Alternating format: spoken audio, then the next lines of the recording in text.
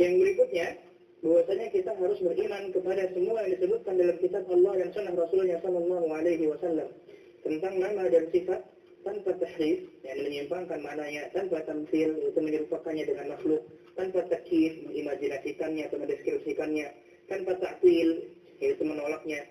Sesuai dengan firman Allah Subhanahu wa taala, tidak ada sesuatu pun yang serupa dengannya. Dia Maha mendengar lagi Maha melihat. Maka ini adalah landasan yang sangat penting, dan banyak dari kelompok sesat menyimpang pada landasan ini. Menyimpang dari manhaj salafus salih. Mereka menolak sifat, mereka mentahrif firman-firman Allah Subhanahu wa taala, mereka meyakini akidah-akidah yang batil. Dan sifat Allah Subhanahu wa taala adalah sifat yang sifatnya zatiyah dan sifat fi'liyah. Adapun sifat zatiyah maka yang terkait dengan zat Allah Subhanahu wa taala. Dan sifat fi'liyah adalah yang terkait dengan perbuatan Allah Subhanahu wa taala. Contoh sifat fi'liyah adalah maji, bahwasanya Allah Subhanahu wa taala datang hari kiamat kelak, sebagaimana firman Allah Subhanahu wa taala, wa jaa rabbuk. Kemudian juga di antara sifat Allah Subhanahu wa taala adalah istiwa. Ini sifat perbuatan Allah Subhanahu wa taala. Allah berfirman, Ar-Rahmanu 'alal 'arsy istawa. Kemudian di antara sifat Allah Subhanahu wa taala juga adalah al-ityan. Ini juga termasuk sebuah ini merupakan sebuah sifat perbuatan Allah Subhanahu wa taala. Hal yang duruna ila antasil malaikah sampai akhir ayat.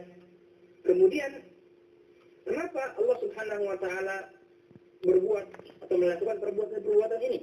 Karena Allah Subhanahu wa taala yaf'al ma yasha. Allah melakukan apapun yang Allah kehendaki. Dan di antara sifat Allah juga adalah sifat dzatiyah, seperti sifat mendengar, sifat melihat, wajah, tangan, dan semisalnya. Maka Allah Subhanahu wa taala selalu disifati dengan sifat yang sempurna, sifat yang baik dan sempurna. Di antara sifat dzatiyah Allah akan dilihat, bisa dilihat oleh orang-orang yang beriman di hari kiamat kelak. Di antara sifat dzatiyah Allah Subhanahu wa taala berbicara. Allah berfirman, "Wa kallama Allahu Musa taklima." Dan Allah Subhanahu wa taala berbicara kepada Musa dengan bicara yang sungguh-sungguh, dengan bicara yang sebenarnya. Kemudian Allah Subhanahu wa taala berfirman, "Wa kallamahu rabbuh." Dan Rabbnya Musa mengajak Musa berbicara. Maka ahlul bidah, mereka tidak mengimani hal-hal ini, mereka tidak menetapkan hal-hal ini. Adapun ahlu sunnah, maka mereka tidak berbicara kecuali yang sesuai dengan Quran dan Sunnah. Mereka tidak menyimpulkan, tidak beriman kecuali yang datang hal tersebut dalam Al-Quran wa Sunnah. Hanya saja perlu diingat, ahlu sunnah tidak mendeskripsikan sifat Allah Subhanahu wa taala. Mereka tidak merincikan bagaimana sifat Allah Subhanahu wa taala. Semisal sifat Allah istiwa. Mereka beriman Allah Subhanahu wa taala istiwa. Tapi ketika ditanya bagaimana istiwanya Allah, wallahu a'lam. Mereka beriman dengan sifat Allah Subhanahu wa taala, misalnya wajah Allah Subhanahu wa taala. Tapi ketika ditanya bagaimana wajah Allah Subhanahu wa taala, jawaban mereka al-ilmu indallah.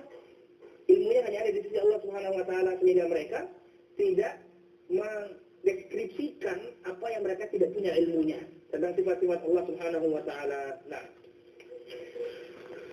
الأصل الخامس السير على منهج الأنبياء في الدعوة إلى الله،